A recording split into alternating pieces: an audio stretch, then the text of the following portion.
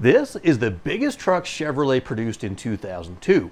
It's a 2500 HD crew cab long bed in the single rear wheel variant, and it's powered by the largest V8 GM ever stuck under the hood of a pickup truck, the 8.1 liter 496 cubic inch Gen 7 big block Chevy. The owner of this truck wants to build the ultimate big block tow rig, but it's gonna need to make some more power. So today we're kicking off a mini project to see what kind of power gains we can make from a naturally aspirated 8.1. Of course, we need to have some baseline numbers so we can measure our improvements, because even though this engine was rated at 340 horsepower and 455 pounds of torque at the flywheel, the heavy transmission, transfer case, and rear differential will absorb a lot of power.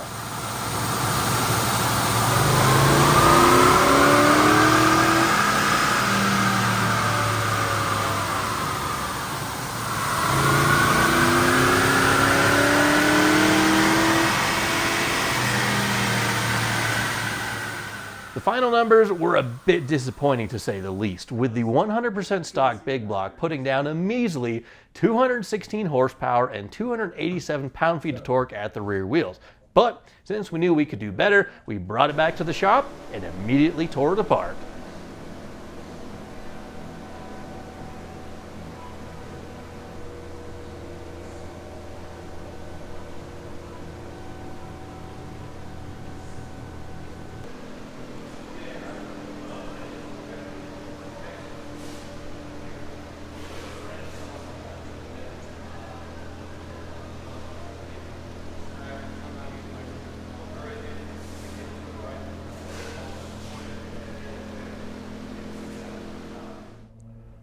So I'm really excited for this new project, because this will be the first time that I've been involved in an 8.1 build where we try to increase the power naturally aspirated. Of course, with my own ugly truck with the 8.1, I swapped from a 5.3 to a stock 8.1 and then immediately turbocharged it. So I never messed around with like bigger cams and better flowing heads and intake to see how much power we could get out of it without cramming extra atmospheres of boost pressure down its throat. So really excited for this one.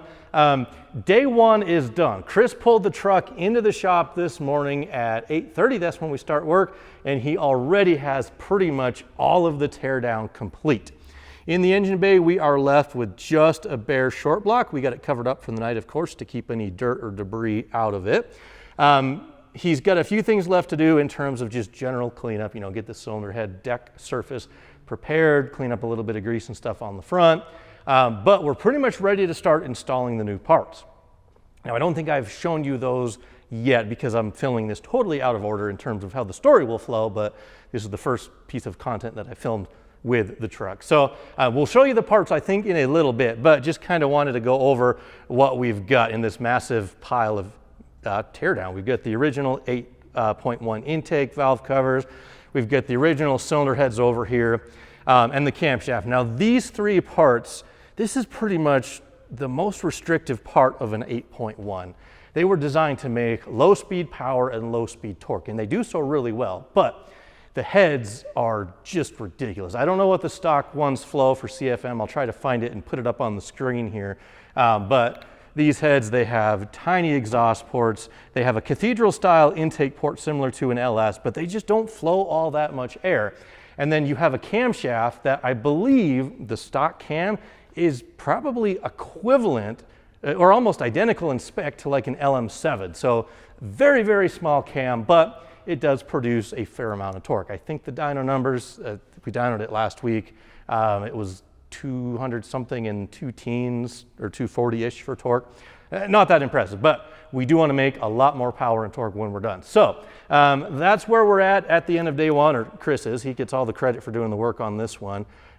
We will show you parts tomorrow, and actually probably by the end of tomorrow, I bet he'll have the heads back on this truck. So stay tuned. Since I didn't have time this week to actually get live footage talking about the parts, I just kind of wanted to give you guys a quick overview. We are replacing the complete top end kit on this 8.1. Cylinder heads, camshaft, all the valve train. We want to make more power and more torque naturally aspirated. So we'll dive into the specs, but they are a CNC ported head, not from the 8.1, from another application. Again, we'll talk about all that in detail in a little bit, but just some more product shots here. We're going to have to be due to redo some of the fuel system to work with our new intake, which you can kind of see in the background there. Chris spent a little bit more time under the hood. He got the engine all cleaned up, ready to accept the new top end. The deck surface is all cleaned up. We got the front of the block cleaned, degreased. The timing cover did leak a little bit, which of course we'll take care of. But yeah, we got a clean short block ready to go. These are the rockers that are going to go on our new heads. And if you're looking at the details, you might notice they look a lot like an LS rocker, which you're onto something there. But of course, this is a big block. So he got the heads on, he got the camshaft installed, new timing chain, new sprockets, everything cleaned up, ready to go. There's the CNC porting on the intake runners. And if you see those little injector bunks down there, you might be wondering, what the heck are we putting together? This is definitely a unique combo. So just like that, it's the end of the week, and Chris has made awesome progress on the 8.1 project.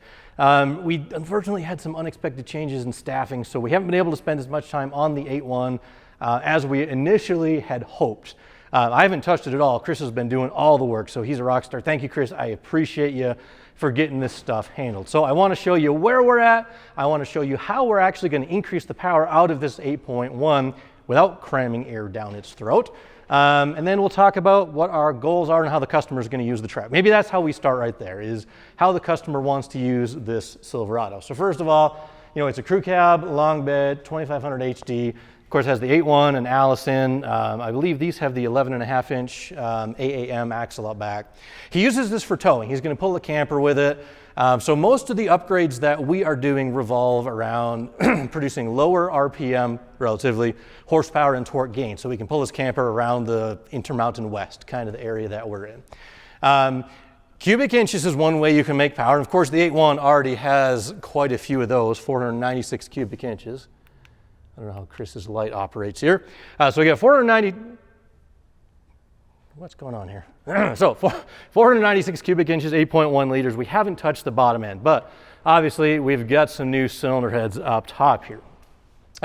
Cylinder heads are the worst part about a stock 8.1. They have a cathedral port and they flow a really, really low amount of air given how big the engine is. I'll try to find some CFM numbers and put them up here on the screen for you about the stock stuff as well as the replacements. What we are going to be using for a top end for this 8.1 is completely different from what came on it. This is all of the factory stuff right here. We got the stock long runner intake, stock manifolds, and the stock cylinder heads in the boxes. We're going to be replacing it with this stuff here. Now, if you guys remember when I did my 535 cubic inch motor for my drag truck, quick side story here. The engine block that I used was made by a company called PSI. Still based on a Gen 7 8.1. Their engine produces 8.8 liters, I believe 535 cubic inches, something like that. They make that engine for school buses and industrial pumps and generators and all kinds of big off-highway stuff like that. And they kept the same sort of Gen 7 architecture, but they updated the heads and the top end to be more sort of kind of like an LS7. Now, it's obviously not an LS7, but that's the best comparison I can give you, mainly due to things like the configuration of the port. This has a little bit larger port. It's more rectangle than it is cathedral. And then the heads, we'll show you those in a second. But to get the PSI 8.8 stuff to fit on an 8.1, you've got to have the intake in both heads and the valley cover. So the question is, why do you want to install PSI 8.8 heads on your 8.1? Well, obviously, the answer to that is more power. Now, these are not stock 8.8 heads. These came from a guy called Hank Slocum. You can look him up on the 8.1 Facebook groups. But these are a PSI head that has been CNC ported on both the intake and the exhaust side. Chris, I don't know why your light's not cooperating. But yeah, they have... I don't know why it's not working. I'll use my flashlight. They have CNC porting on the intake and on the exhaust, which I had meant to get some footage before I can't even get the camera down there, and before we bolted them on, they are permanently attached. But the flow that these will now produce, now that they have had the Hank special treatment to them, I believe is equivalent to the aluminum heads that are available for the 8.1. There is a little bit better price point as well. So they flow really well, and they did some interesting changes in the valve train, which I'll show you real quick. The 8.1 rockers are sort of akin to like the old big block Chevy. These are actually, believe it or not, LS7 rocker arms. It's a 1.8 ratio. That's a factory LS7 exhaust rocker. We upgraded these with a BTR trunnion kit, which we picked up from Summit Racing. I'll put a couple part numbers down below, or links for you. But every single one of these is the same, but that is a genuine LS7 exhaust rocker, or so I am led to believe. Just upgraded the trunnions on that again, just kind of for reliability and longevity and to work with the rest of the valve train. Hank did upgrade the valve springs in these to work with our camshaft. Speaking of which, this is a Raylar BP203 camshaft.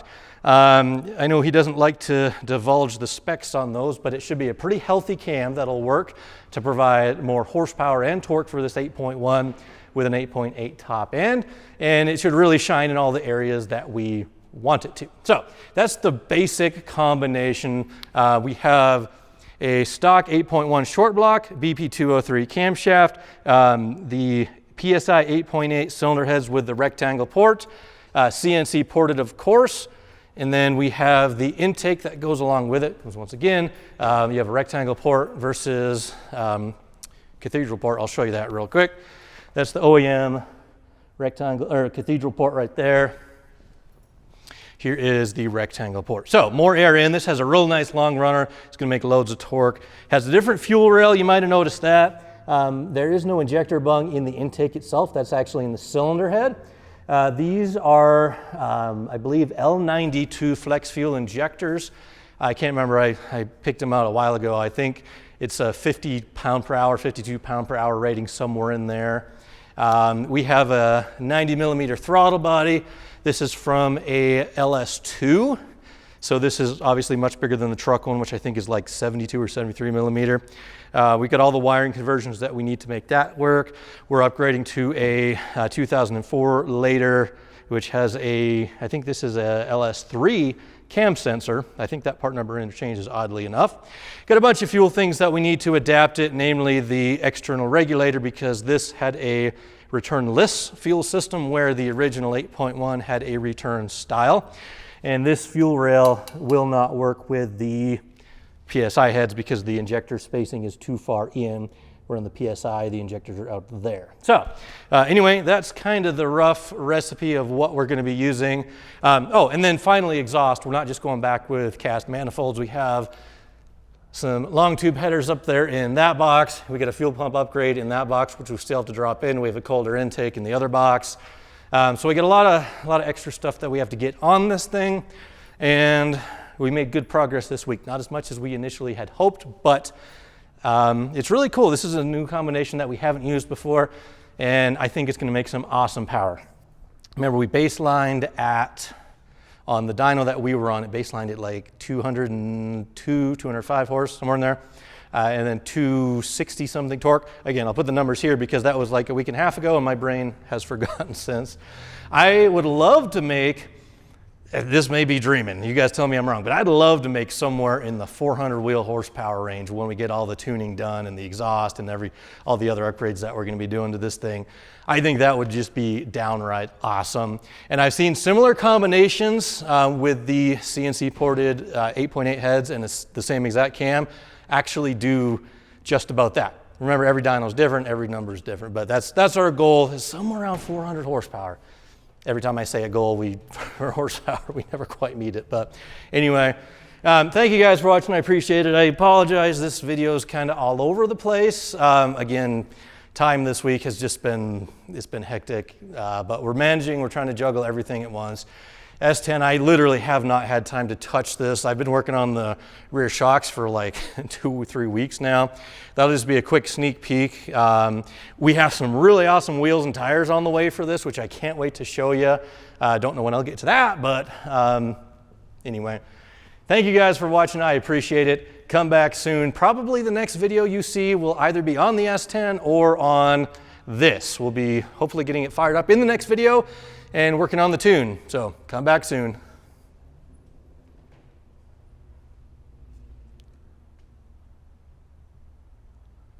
Chris, I don't like your light.